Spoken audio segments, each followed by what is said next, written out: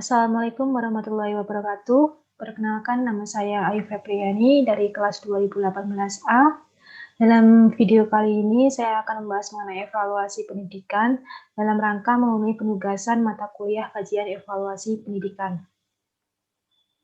Topik pembahasan yang akan saya bawakan pada video kali ini adalah evaluasi dasar pendidikan. Yang kedua adalah penelitian terdahulu yang membahas mengenai evaluasi dasar pendidikan. Kemudian yang ketiga adalah fenomena evaluasi pendidikan berdasarkan lokalistik. Dan terakhir yaitu yang keempat adalah pentingnya evaluasi pendidikan. Yang pertama adalah evaluasi dasar pendidikan. Dalam sebuah evaluasi, seorang pendidik atau sekolah itu pasti membutuhkan sebuah acuan untuk melakukan sebuah evaluasi, yang mana acuan itu salah satunya adalah assessment. Assessment sendiri merupakan kegiatan mengungkap kualitas proses dan hasil belajar dengan penerapan berbagai cara dan alat penilaian untuk mendapatkan informasi sejauh mana ketercapaian kompetensi dari siswa. Nah, assessment ini biasanya dalam bentuk penilaian kelas, ya ini yang pada umumnya diterapkan dalam setiap sekolah.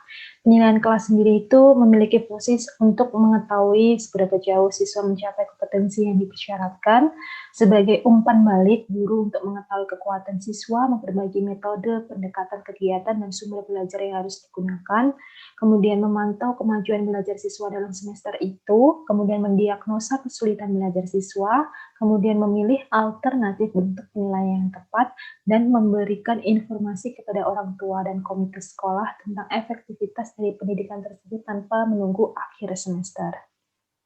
Nah, dari penilaian kelas tersebut atau dari asesmen tersebut, maka sekolah itu dapat melakukan sebuah evaluasi, yang mana sebagaimana dalam artinya, yang mana kegiatan mengidentifikasi untuk melihat tercapai atau tidaknya suatu program yang diusulkan oleh kepala sekolah ataupun dari dinas pendidikan dengan acuan asesmen tadi, dan evaluasi ini berhubungan dengan nilai akhir dari siswa, yaitu biasanya diwujudkan dalam UTS dan UAS.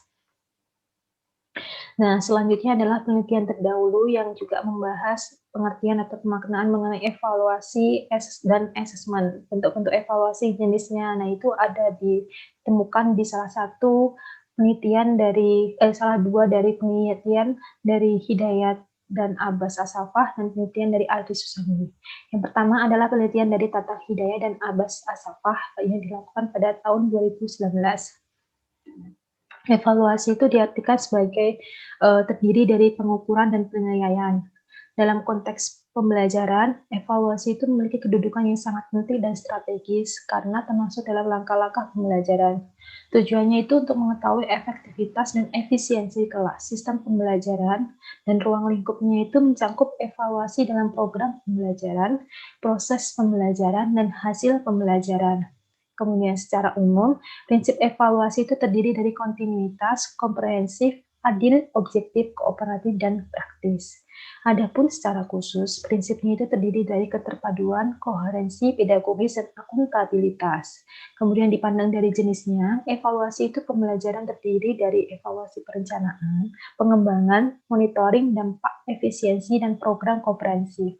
Kemudian ditinjau dari objeknya, evaluasi pembelajaran itu meliputi input, transformasi, dan output. Kemudian adapun dari subjeknya ialah pendidik, petugas yang telah dibina, bahkan peserta didik pun bisa mengevaluasi diri sendiri melalui evaluasi yang dilakukan oleh pendidik. Nah, kemudian dari segi tekniknya terdiri dari tes dan non-tes. Non-tes itu maksudnya yang lisan, tes-tes lisan yang biasanya sering dipakai dalam tes akhir di ujian-ujian di sekolah.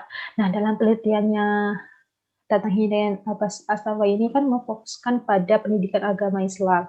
Jadi implikasinya evaluasi pembelajaran pendidikan agama Islam di sekolah itu mesti dilakukan secara kontinuitas, komprehensif, dan terintegrasi sesuai dengan aspek akliyah, qalbiyah, dan amaliyah dari tujuan pendidikan agama Islam tersebut. Nah, yang kemudian adalah penelitian dari Ari Susandi. Yang pertama itu mengartikan assessment atau penelitian merupakan hal yang mencakup semua metode yang biasa dipakai untuk mengetahui keberhasilan belajar siswa dengan cara menilai untuk kerja individu peserta didik atau kelompok. Nah, menilai ini mengandung arti mengambil keputusan terhadap sesuatu dengan berdasarkan diri atau berpegang pada ukuran baik buruk, sehat sakit, ataupun pandai bodoh. Kemudian evaluasi itu diartikan sebagai kegiatan yang meliputi pengukuran dan penilaian, jadi para pendidik itu harus benar-benar mengerti dan memahami dalam proses asesmen dan evaluasi, karena disinilah penentuan akhir di mana peserta didik itu sudah berhasil atau belum dalam mengikuti proses pembelajaran. Serta disinilah pendidik akan dapat mengukur kemampuan siswa per individu di dalam kelas. Nah, selanjutnya adalah fenomena lokalistik, yang mana saya itu mengkajinya dari salah satu sekolah SMA negeri di sekitar saya. Nah, fenomenanya itu adalah fenomena kelas literasi yang didasarkan hasil peringkat dari evaluasi pembelajaran yang didominasi oleh multiple choice, yaitu di mana kecurangan atau kejujuran itu diuji dalam tipe itu tersebut. Nah, jadi ini terjadi di salah satu sekolah di sekitar saya, yang mana membentuk sebuah kelas literasi. Nah, kelas literasi itu didorong pada tahun 2018 ketika sekolah tersebut ada sebuah penilaian sekolah unggul. Nah, dalam memasuki kelas literasi ini, pendaftarannya itu berkriteria, padahal sebelumnya itu tidak berkriteria karena kepentingannya dari sekolah itu mendesak.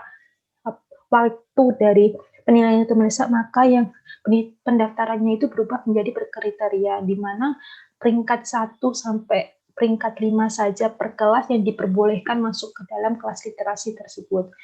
Nah, dari hal tersebut maka pasti akan berujung pada diskriminasi antara si bodoh dan si pintar, dan kecemburuan sosial pun juga akan dapat terjadi karena di dalam kelas tersebut ada tambahan pembekalan ilmu pengetahuan yang lebih.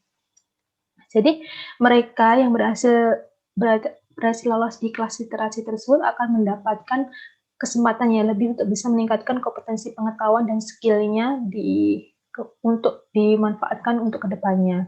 Nah, akhirnya sama saja ini akan menimbulkan strata kelas siswa dalam kelas. Jadi mereka yang berhasil lolos di kelas literasi tersebut akan mendapatkan perlakuan berbeda dari setiap guru saat mengajar di kelas.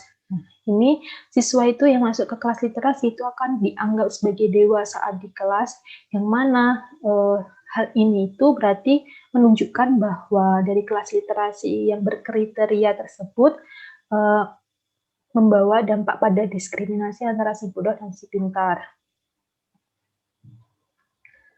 Nah, berdasarkan karena kriterianya itu didasarkan pada peringkat antara peringkat 1 sampai peringkat 5, dan dari evaluasinya itu didominasi oleh multiple choice seperti tampilan saya saat ini, maka cenderung akan menimbulkan pertentangan ataupun konflik dari internal dari siswa-siswanya tersebut, yang menganggap bahwa tipe soal multiple choice itu banyak mengandung ketidakjujuran ataupun kecurangan pada saat pengerjaannya. Jadi tidak benar-benar mengukur kompetensi siswanya untuk mendapatkan atau menempatkan mereka di peringkat pertama sampai peringkat 5.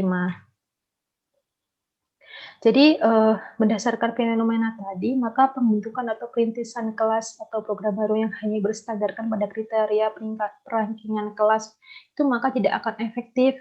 Nah, sedangkan perankingan hanya akan menyebabkan pembatasan hak siswa untuk mendapatkan akses yang lebih untuk meningkatkan kompetensi belajarnya.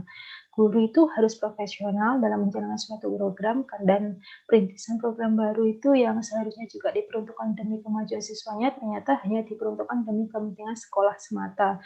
Akibatnya, kesenjangan sosial dan kecemburuan sosial antara siswa biasa dengan siswa literasi itu ada di dalam sekolah tersebut. Kemudian, pendewaan yang siswa yang mengikuti kelas literasi juga akan berdampak pada penambahan beban untuk menguatkan sifat kompetitif dan ambisi bagi siswa yang berada di kelas literasi tersebut. Karena evaluasi yang dilaksanakan setiap 2 kali setahun yang terjadi 2 kali dalam 1 semester, yang didominasi pula dengan multiple choice, juga memberatkan siswa yang terkategori masuk ke kelas literasi yang dapat peringkat 1 sampai 5 itu untuk mempertahankan peringkatnya. Apabila mereka tidak dapat mempertahankan peringkatnya, maka akan mendapatkan pandangan negatif atau cemooh dari teman-temannya tersebut, yang merasa cemburu karena hanya mereka yang diberi hak akses lebih untuk bisa mengikuti kelas literasi tersebut, sedangkan mereka yang benar-benar memiliki kemampuan dan keinginan tapi mereka berada di peringkat lebih dari 1 sampai 5 tersebut, maka tidak ada jalan lain dari mereka untuk bisa masuk ke kelas literasi tersebut kecuali mendapatkan atau dibukanya kelas literasi kedua dari sekolah tersebut. Sebenarnya dalam proses pembelajaran, evaluasi merupakan bagian yang amat penting karena memberi gambaran tentang tingkat penguasaan siswa terhadap satu materi, memberi gambaran tentang kesulitan belajar siswa, dan memberi gambaran tentang posisi siswa di antara kawan-kawannya. Sehingga sekolah itu sudah seharusnya menerapkan evaluasi atau bentuk asesmen yang lebih dimodifikasi atau lebih dimodernisasi yang menghindar atau tidak terpacu pada multiple choice, sudah bisa mendapatkan kompetensi atau bisa mengetahui kompetensi dari siswanya itu lebih detail. Ini juga berhubungan dengan pemaknaan evaluasi sebagai proses penggambaran penyempurnaan informasi yang berguna untuk menetapkan alternatif yang mencakup arti pengukuran dan penilaian asesmen dalam pembelajaran. Dengan demikian, evaluasi itu pembelajaran merupakan kegiatan yang lebih kompleks dibandingkan dengan pengukuran dan penilaian. Dan dapat ditarik kesimpulan juga bahwa evaluasi pembelajaran itu harus memberi keputusan yang profesional karena evaluasi pembelajaran merupakan satu kompetensi profesional seorang pendidik melakukan penilaian kompetensi siswa.